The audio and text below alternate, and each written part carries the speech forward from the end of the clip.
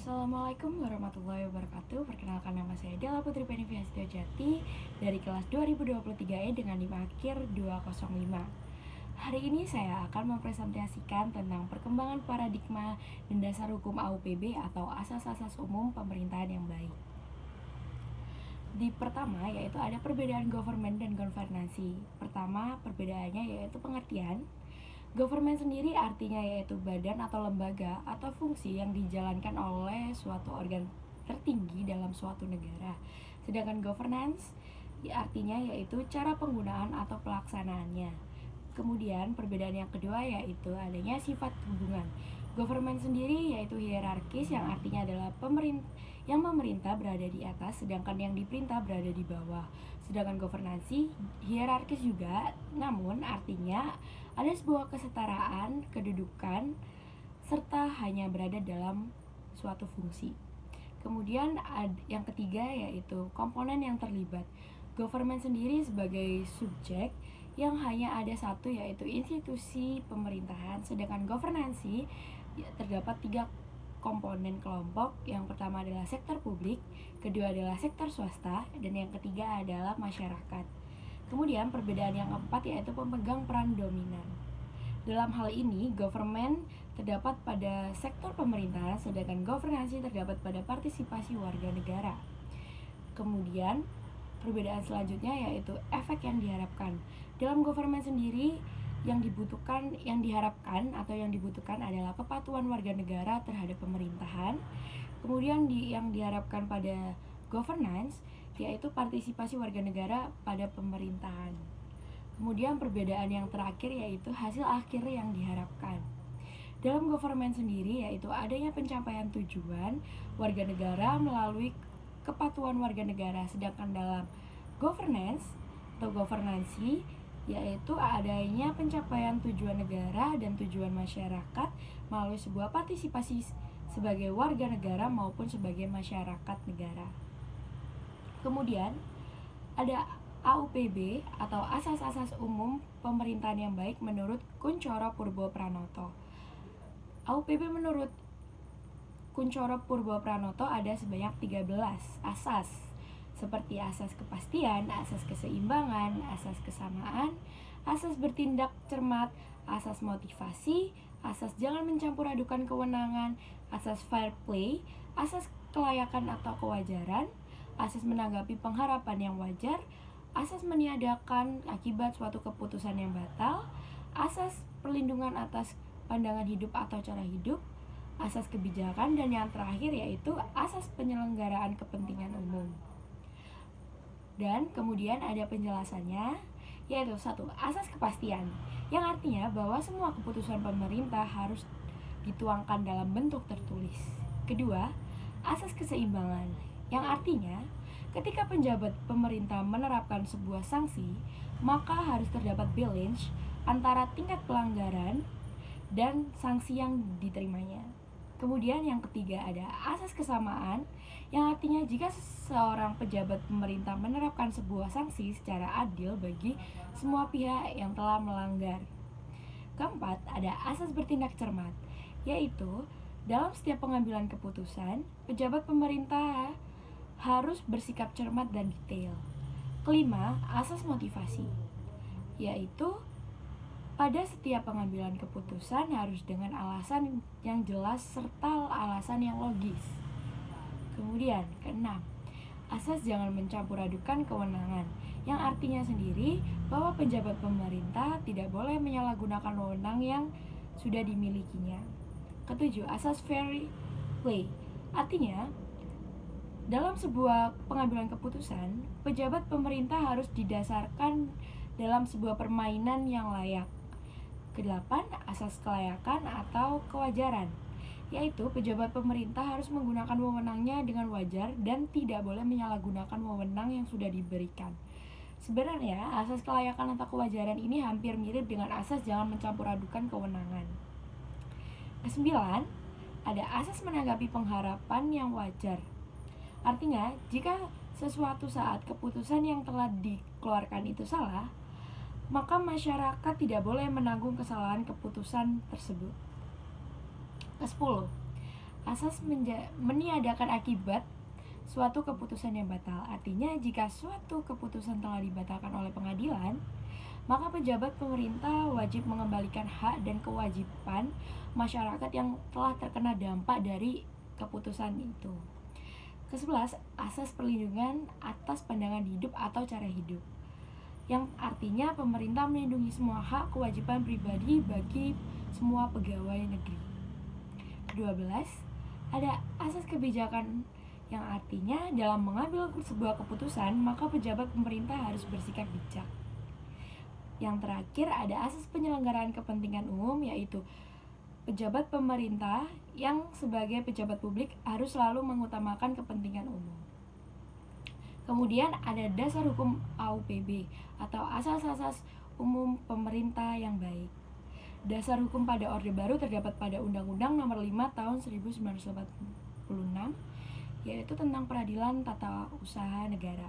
Kemudian ada pasal 53 ayat 2 Undang-Undang Nomor 9 Tahun 2004 yang menentukan bahwa adanya alasan yang dapat diajukan dalam mengajukan gugatan tata usaha negara.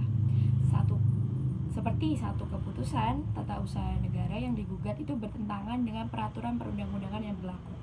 2. Keputusan tata usaha negara yang digugat bertentangan dengan asas-asas umum pemerintahan yang baik. Kemudian ada dasar hukum pada Orde Reformasi. Pada Undang-Undang Nomor 28 Tahun 1999 tentang adanya penyelenggaraan negara yang bersih dari korupsi, kolusi, dan nepotisme atau KKN, yang terdiri dari 7 asas, yaitu asas kepastian hukum, asas tertib penyelenggaraan negara, asas kepentingan umum, asas keterbukaan, asas proporsionalitas, asas profesionalitas, dan asas akuntabilitas. Kemudian dari 7 asas tersebut ada penjelasannya dari masing-masing. Seperti 1. Asas kepastian hukum, yaitu dalam asas kepastian hukum ini dasar dalam negara hukum yang tentu saja mengutamakan landasan peraturan perundang-undangan dan keadilan dalam setiap kebijakan penyelenggaraan negara. Kemudian yang kedua ada asas tertib penyelenggaraan negara, yaitu asas yang menjadi landasan keteraturan dan keseimbangan dalam pengendalian penyelenggaraan suatu negara. Kemudian yang ketiga asas kepentingan umum, yaitu salah satu asas yang mendahulukan kesejahteraan umum di atas kesejahteraan yang lain.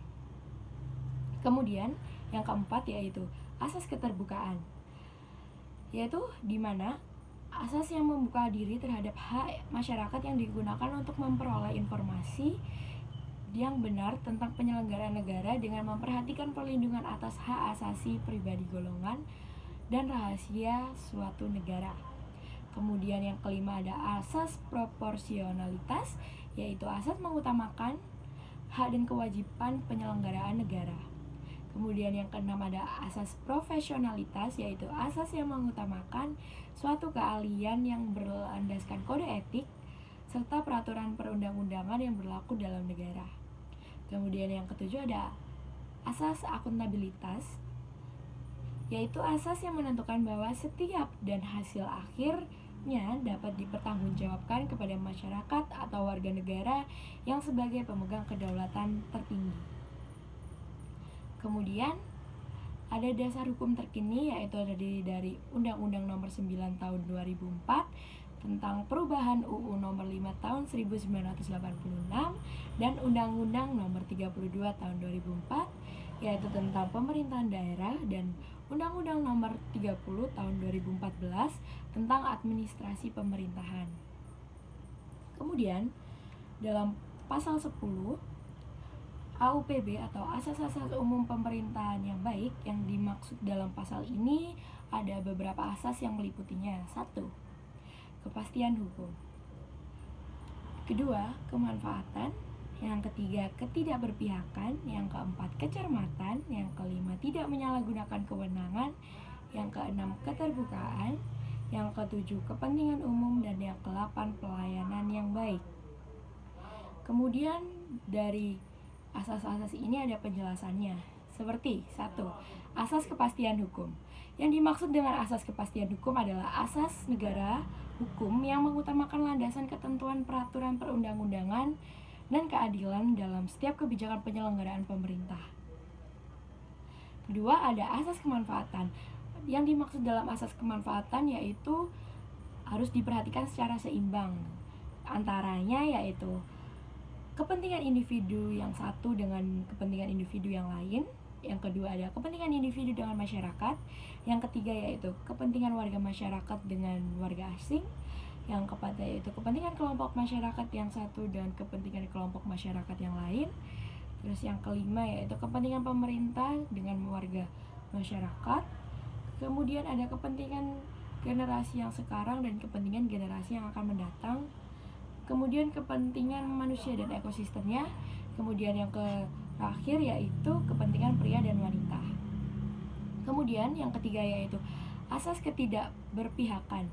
Yang dimaksud dengan asas ketidakberpihakan yaitu adalah asas yang mewajibkan badan atau pejabat pemerintah dalam menetapkan suatu keputusan atau tindakan dengan mempertimbangkan para pihak secara keseluruhan dan tidak diskriminatif.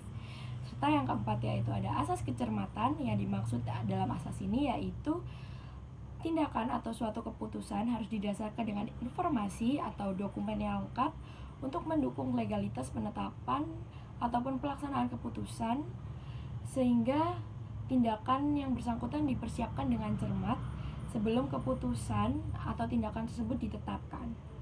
Kemudian ada asas tidak menyalahgunakan kewenangan. Yang dimaksud dengan asas ini yaitu mewajibkan setiap badan atau pejabat pemerintah tidak menggunakan kewenangannya untuk kepentingan pribadi atau kepentingan yang lain, sehingga ini dengan tujuan memberikan kewenangan tersebut tidak melampaui atau menyalahgunakan kewenangan. Dan yang keenam yaitu asas keterbukaan. Yang dimaksud dengan asas ini yaitu asas melayani masyarakat untuk mendapatkan akses dan memperoleh informasi yang benar, jujur, dan tidak diskriminatif dalam penyelenggaraan pemerintah dengan tetap memperhatikan perlindungan atas hak asasi pribadi dan golongan bangsa. Kemudian yang ketujuh asas kepentingan umum. Yang dimaksud dengan asas ini yaitu mendahulukan kesejahteraan dan kemanfaatan umum dengan cara aspiratif dan tidak diskriminatif. Kemudian yang ke-8 dan yang terakhir yaitu asas pelayanan yang baik. Yang dimakna asas ini yaitu memberikan pelayanan yang tepat dan prosedur dan biaya yang tentu jelas bagi masyarakat dengan standar pelayanan dan ketentuan suatu peraturan perundang-undangan. Sekian dari saya, terima kasih. Mohon maaf bila ada salah kata. Wassalamualaikum warahmatullahi wabarakatuh.